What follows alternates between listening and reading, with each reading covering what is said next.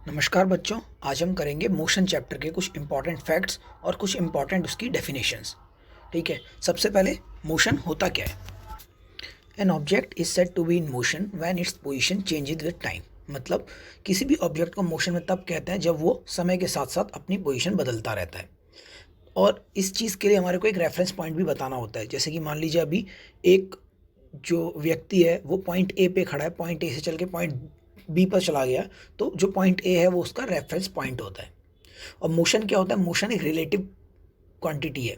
ठीक है, हम उसको किसी चीज़ के रिस्पेक्ट में बताते हैं कि अभी कोई यहाँ पर है, बाद में वो वहाँ चला गया, तो आने और जाने में कुछ समय लगता है। इसीलिए ये क्या होता है? Position changes with time. तो मोशन क्या होगा आपका? An object is said to be in motion when its position is changes with time. जब कोई वो डिस्टेंस ट्रेवल करता है तो जितनी वो दूरी तय कर रहा है उसको हम बोलते हैं डिस्टेंस। इसी तरीके से एक और चीज़ आती है डिस्प्लेसमेंट। डिस्प्लेसमेंट होता है ए और बी पॉइंट के बीच की जो कम से कम दूरी है, यानी कि द शॉर्टेस्ट पाथ और the distance measured from initial point to the final position of an object is known as its displacement. जैसे कि एक एग्जांपल लीजिए, आप अपने घर से स्कूल तक जाते हैं और वो रास्ता आपको 2 किलोमीटर का पड़ा, तो आपकी दूरी हो गई 2 किलोमीटर। फिर वहाँ से आप वापस घर आ जाते हैं। ठीक है, तो जैसे ही आप वापस घर आते हैं तो दूरी और बढ़ गई 2 किलोमीटर, तो डिस्टेंस आपका हो गया 2 + 2 4 किलोमीटर। मगर आपका डिस्प्लेसमेंट हो जाएगा 0, क्योंकि शॉर्टर डिस्टेंस घर से घर का आप गए फिर वापस घर आ गए, तो वो शॉर्टर डिस्टेंस आपका 0 हो गया। तो इसी से एक कंसेप्ट और हमारे सामने आता है कि डिस्प्लेसमेंट 0 हो सकता है मगर डिस्टेंस कभी भी 0 नहीं होगा। ठीक है, अब हम एक चीज़ करेंगे, यूनिफॉर्म मोशन और non uniform motion. Uniform motion क्या होता है? When an object covers equal distance in equal interval of time it is said to be uniform motion. जब कोई भी ऑब्जेक्ट इक्वल डिस्टेंस कवर करता है इक्वल इंटरवल ऑफ टाइम्स के अंदर, जैसे कि हर 15-15 मिनट के अंदर कोई व्यक्ति 1-1 किलोमीटर जा रहा है, तो वो क्या होगा? उसका यूनिफॉर्म मोशन। मगर अगर यही व्यक्ति हर 15-15 मिनट में एक बार 5 किलोमीटर चल रहा है, एक बार 10 किलोमीटर चल रहा है, एक बार 2 किलोमीटर चल रहा है, तो इसको हम बोलते हैं नॉन यूनिफॉर्म मोशन। जैसे कि नॉन यूनिफॉर्म मोशन क्या होगा हमारा?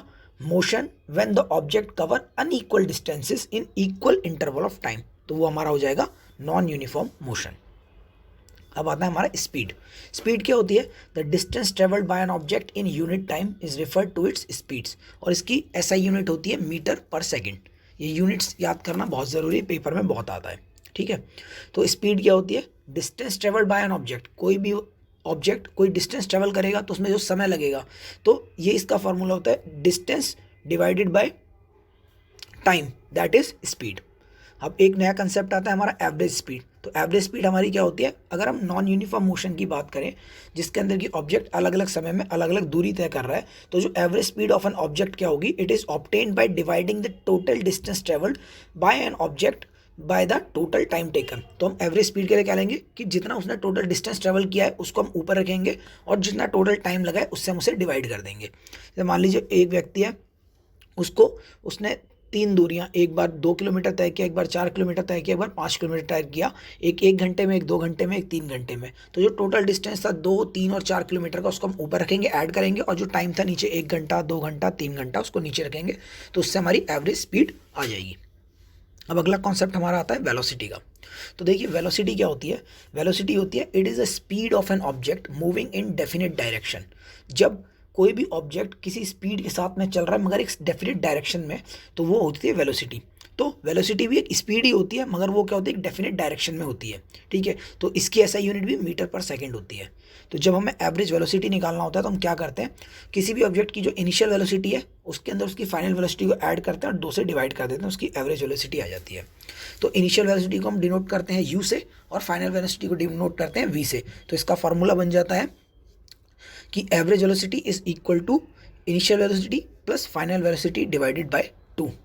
तब एक और कॉन्सेप्ट आता है, उसको बोलते हैं एक्सेलरेशन। जैसे आपने गाड़ियों में देखा होगा एक एक्सेलरेटर होता है, वो क्या करता है? जो किसी भी ऑब्जेक्ट है उसको धीरे धीरे करके बढ़ाता है, स्पीड उसकी बढ़ाता है, तो उसकी जो वेलोसिटी है उसके अंदर पर यूनिट टाइम के साथ में चेंज होता है, उसी को एक्सेलरेशन बोलते हैं। तो क्या होगा acceleration? Change in velocity of an object per unit time. Change in velocity of an object per unit time, समय के साथ जो परिवर्तन होता रहेगा वेलोसिटी के अंदर, उसी को हम क्या बोलेंगे? उसका एक्सेलरेशन। तो एक्सेलरेशन का हमारा फॉर्मूला क्या होगा? v - u divided by T. और इसको हम डिनोट करते हैं ए से, और इसकी एसआई यूनिट होती है हमारी मीटर पर सेकंड स्क्वायर। ठीक है, अब हमारा नया टॉपिक आता है डिस्टेंस टाइम ग्राफ। देखिए ग्राफ आपके बहुत इंपॉर्टेंट है, एग्जाम में आते हैं। तो डिस्टेंस टाइम ग्राफ के अंदर आपको केवल एक चीज़ याद रखनी है कि डिस्टेंस टाइम ग्राफ आपका एक्स और वाई एक्सिस पे बनेगा। तो एक्स एक्सिस पे हमेशा हम टाइम लेंगे और वाई एक्सिस पे हमेशा हम डिस्टेंस को लेंगे। तो जब भी कभी हमें यूनिफॉर्म स्पीड के लिए डिस्टेंस टाइम ग्राफ निकालना होगा तो डिस्टेंस टाइम ग्राफ हमेशा जीरो से लेकर एक स्ट्रेट लाइन जाएगा, दोनों के एकदम बीच से, मिडल से होता हुआ। ठीक है। सेकंड, अगर हम नॉन यूनिफॉर्म स्पीड के लिए डिस्टेंस टाइम ग्राफ बनाएंगे तो हमेशा वो एक कर्व की फॉर्म लेगा। और जब हम किसी स्टेशनरी ऑब्जेक्ट की बात कर रहे होंगे, मतलब क्या हो रहा है कि वो उसका डिस्टेंस ट्रैवल हो ही नहीं रहा, वो एक ही जगह पे खड़ा हुआ है, तो स्ट्रेट लाइन आएगा वो एक्स एक्सिस के सीध में। जिस लाइन में टाइम जा रहा होगा उसी सीध में वो एक्स एक्सिस की तरफ चलता चलेगा, तो वो हमारा होगा स्टेशनरी ऑब्जेक्ट। कभी कभी क्वेश्चन में वो ये भी पूछ लेता है कि कोई ऑब्जेक्ट यूनिफॉर्म स्पीड से चल रहा है तो उसका डिस्टेंस टाइम ग्राफ क्या होगा, नॉन यूनिफॉर्म स्पीड से चल रहा है तो कैसा होगा, और अगर स्टेशनरी होगा तो कैसा होगा। तो ये तीनों ग्राफ आपको याद करने हैं। अब इसी तरीके से एक और आता है velocity time graph. Velocity time graph भी बिल्कुल सेम होता है, उसके अंदर भी आपको एक्स एक्सिस पे टाइम रखना होता है और वाई एक्सिस पे रखना होता है वेलोसिटी। और अगर उसका यूनिफॉर्म एक्सेलरेशन है, ठीक है, अगर यूनिफॉर्म एक्सेलरेशन होगा तो वो बिल्कुल यूनिफॉर्म स्पीड की तरह ग्राफ बनेगा। इसी तरीके से अगर नॉन यूनिफॉर्म एक्सेलरेशन रहेगा उसका ग्राफ बिल्कुल नॉन यूनिफॉर्म स्पीड की तरह बनेगा। और अगर कोई ऑब्जेक्ट है जिसकी एक्सेलरेशन नहीं है, इसके अंदर एक्सेलरेशन हम नहीं दे रहे हैं, वो सेम कांस्टेंट स्पीड पे चल रहा है, तो उसकी वेलोसिटी हमेशा सेम रहेगी, तो उसका जो ग्राफ बनेगा बिल्कुल वो स्टेशनरी ग्राफ बनेगा। जैसे कि हमारा डिस्टेंस टाइम ग्राफ के अंदर स्टेशनरी का ग्राफ था, ऐसे ही यूनिफॉर्म मोशन का ग्राफ बनेगा और उसी को हम नो एक्सेलरेशन भी बोलेंगे। ठीक है, ये ग्राफ्स आपके लिए बहुत इंपॉर्टेंट है, ये आ जाते हैं, पूछ लेते हैं एग्जाम के अंदर। ठीक है, अब हम नई चीज़ करते हैं एक और ये आपके डिफरेंसेस। आपके डिफरेंसेस बहुत आते हैं एग्जाम के अंदर। तो सबसे पहला डिफरेंस हम करेंगे डिस्टेंस और डिस्प्लेसमेंट का। जैसा मैंने भी स्टार्टिंग में भी एक्सप्लेन किया था कि डिस्टेंस क्या होता है, it is the total path covered by an object. कोई भी दूरी एक पॉइंट से लेकर दूसरे पॉइंट तक की जो दूरी तय की गई उसको हम डिस्टेंस बोलते हैं, मगर उन्हीं दो पॉइंट के बीच का जो शॉर्टेस्ट डिस्टेंस होगा उसको हम बोलते हैं डिस्प्लेसमेंट। तो डिस्प्लेसमेंट क्या होता है, it is the shortest path measured from initial position to final position. जैसे कि एग्जांपल में मान लीजिए कि अगर आप अपने घर से स्कूल गए हैं, स्कूल से आप मार्केट गए और मार्केट से वापस आप घर आ गए हैं, तो आपका डिस्टेंस 3 अलग अलग होंगे। ठीक है, मगर डिस्प्लेसमेंट में क्या रहेगा, अगर जैसे आप मान लीजिए यहाँ से स्कूल गए हैं और स्कूल से मार्केट गए और आपको मार्केट और अपने घर का डिस्प्लेसमेंट निकालना है, तो डिस्प्लेसमेंट जो होगा वो आपका कम भी हो सकता है। ठीक है, अब इसका सेकंड क्या होता है कि डिस्टेंस के अंदर क्या होता है, it does not need direction. Distance के अंदर डायरेक्शन की आवश्यकता नहीं होती है, परंतु डिस्प्लेसमेंट इट नीड डायरेक्शन। और डिस्टेंस कभी भी जीरो नहीं होगा आपका, जबकि डिस्प्लेसमेंट हमेशा आपका कभी भी जीरो हो सकता है। डिस्प्लेसमेंट डिस्टेंस के बराबर भी हो सकता है और जीरो भी हो सकता है, मगर डिस्टेंस कभी जीरो नहीं होगा, डिस्टेंस हमेशा पॉजिटिव रहेगा। ठीक है, जैसा एग्जांपल पहले भी दिया था, अगर मान लीजिए आप घर से स्कूल जा रहे हैं, स्कूल से वापस आ रहे हैं, तो दूरी तो तय होगी आपकी 2 बारी, कि एक बार आप स्कूल गए, स्कूल से वापस आए, तो डिस्टेंस कुछ लगेगा, मगर उस केस में आपका डिस्प्लेसमेंट जीरो हो जाएगा। तो डिस्प्लेसमेंट हर उस केस में जीरो हो जाएगा जहाँ पर आप किसी भी इनिशियल पोजीशन से चले हैं और वापस लौट के आप उसी पोजीशन पे वापस आ जाते हैं। ठीक है, सेकंड डिफरेंस हम करेंगे स्पीड और वेलोसिटी का। देखिए स्पीड क्या होता है, it is the distance travelled by an object per unit time. इसमें हम ले रहे हैं डिस्टेंस ट्रेवल्ड, और वेलोसिटी में डिस्टेंस ट्रेवल की जगह हम क्या ले लेते हैं, it is the displacement of body per unit time. तो डिस्प्लेसमेंट लेते हैं हम। ठीक है, उसमें हम डिस्टेंस ट्रेवल ले लेते हैं, इसमें टोटल डिस्प्लेसमेंट लेते हैं। ठीक है, तो इसी से क्या होता है कि अब जो स्पीड है वो स्केलर क्वांटिटी होता है, क्योंकि उसके अंदर डायरेक्शन नहीं चाहिए होता है, मगर वेलोसिटी हमारा वेक्टर क्वांटिटी होगा और उसके अंदर हमें डायरेक्शन की ज़रूरत पड़ती है। जो स्पीड हमारी होती है वो मीटर पर सेकंड में होती है और इसकी हमेशा वैल्यू जो होती है पॉजिटिव होती है, मगर वेलोसिटी हमारी जीरो भी हो सकती है, नेगेटिव भी हो सकती है, क्योंकि वो डिपेंड करेगा इसके डिस्प्लेसमेंट के ऊपर, क्योंकि डिस्प्लेसमेंट कभी जीरो भी हो सकता है। थर्ड डिफरेंस हम करेंगे एक्सेलरेशन और डिसेलरेशन।